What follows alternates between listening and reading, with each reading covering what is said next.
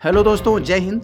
दोस्तों, आज हम लोग जिस मुद्दे पर बात करने जा रहे हैं, इसको सुनने से पहले जरा अपनी कुर्सी का पेटी बांध लीजिए और अपनी कमर कस लीजिए। जी हाँ, आज हम लोग उस मुद्दे पर बात करने जा रहे हैं जो इस समय सबसे ज़्यादा ट्रेंड में है कि आखिर मोदी जी पाकिस्तान के साथ वो क्यों नहीं कर पाए जो इंदिरा गांधी जी ने 1971 में कर दिया था। जी हाँ, जैसे ही मोदी जी पाकिस्तान के आतंकवाद के खिलाफ कड़ी कार्रवाई करने के लिए ऑपरेशन सिंदूर चलाकर एक सख्त निर्णय लिया, तो उस समय सरकार के समर्थक कहने लगे कि अब 1971 टू होने वाला है, 1971 रिटर्न्स होने वाला है, 1971 अगेन होने वाला है। तो इन सभी के बीच जैसे ही युद्ध 3-4 दिन चला, 3-4 दिन इधर उधर फायरिंग चली, उसके बाद अमेरिका के सहयोग से सीज फायर लागू कर दिया गया, जिससे दोनों तरफ से फायरिंग बंद हो गई। तो दोस्तों, इसी समय इंदिरा गांधी जी पूर्व प्रधानमंत्री, जिसे आयरन लेडी के नाम से जाना जाता है, ट्रेंड करने लगी। तो आज हम लोग बात करने जा रहे हैं इसी मुद्दे पर। और हालांकि मैं यहाँ क्लियर कर दूँ, मैं किसी भी युद्ध का समर्थक नहीं हूँ। भारत आतंकवाद के खिलाफ कड़ी कार्रवाई करता है, न कि पाकिस्तानी नागरिकों के खिलाफ। भारत की जो लड़ाई थी वो आतंकवाद के खिलाफ थी, आतंकवाद के खिलाफ रहेगी। चले हम लोग अपने इस मुद्दे का एक छोटा सा इंट्रोडक्शन देखते हैं। इसके बाद हम लोग एक एक बात पर आपके सामने रखेंगे कि आखिर मोदी जी ऐसा क्यों नहीं कर पाए, उनके सामने क्या चुनौतियां थी, उनके सामने माहौल कैसा था। तो चले हम लोग देखते हैं। इंदिरा गांधी ने 1971 में भारत पाकिस्तान युद्ध के दौरान निर्णायक जीत हासिल की, जिसके परिणाम स्वरूप बांग्लादेश का निर्माण हुआ।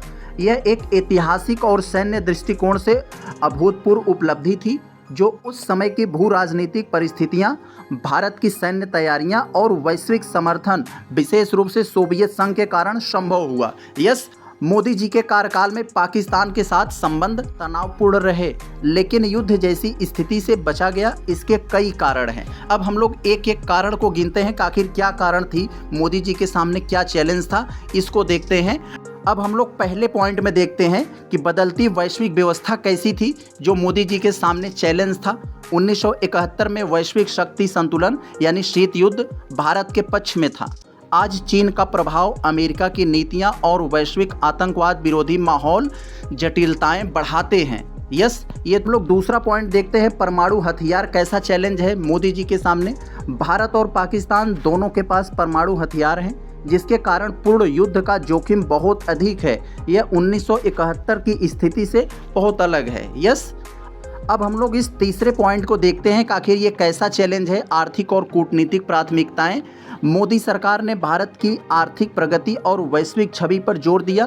पाकिस्तान को कूटनीतिक रूप से अलग थलग करने, जैसे FATF में दबाव और सर्जिकल स्ट्राइक जैसे सीमित सैन्य कदमों पर ध्यान रहा।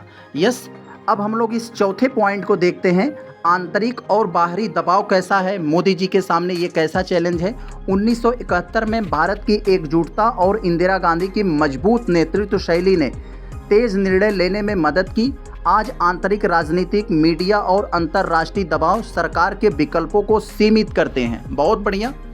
पांचवें पॉइंट में हम लोग देखते हैं ये क्या चैलेंज है, पाकिस्तान की रणनीति कैसा है। ये पाकिस्तान ने आतंकवाद को प्रायोजित करने की नीति अपनाई है, जिसका जवाब पारंपरिक युद्ध से नहीं बल्कि खुफिया, कूटनीतिक और सीमित सैन्य कार्रवाइयों से देना पड़ता है। मैंने यही बात आपको पहले बताया कि हमारी लड़ाई पाकिस्तान के खिलाफ नहीं, पाकिस्तान का जो आतंकवाद है, जो भारत में रह रहकर जो है प्रश्रय करते हैं, भारत के खिलाफ जो है आतंक भड़काते हैं, उसके खिलाफ है।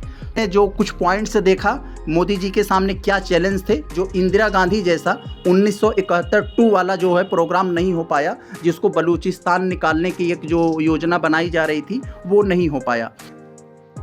अब हम लोग जो ऊपर जितनी सारी बातें देखी, उसका एक छोटा सा निष्कर्ष देख लेते हैं, तो आपके सामने सारी बातें जो है क्लियर हो जाएंगी। देखते हैं क्या है।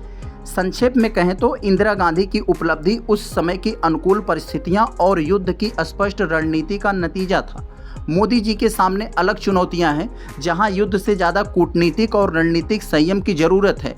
दोनों नेताओं की परिस्थितियां और लक्ष्य अलग हैं, इसलिए तुलना सीधे तौर पर उचित नहीं है। तो देखा आप लोगों ने, परिस्थितियां, उस समय का माहौल जो होता है उसी हिसाब से निर्णय लेता है, और उनका सर्वोपरि ध्यान यही रहता है कि देश को सुरक्षा देना, देश को आगे ले जाना। हालांकि पाकिस्तान तो स्थिति उसकी डैमेज है, जिसके पास खोने के लिए कुछ है नहीं तो डरेगा क्या।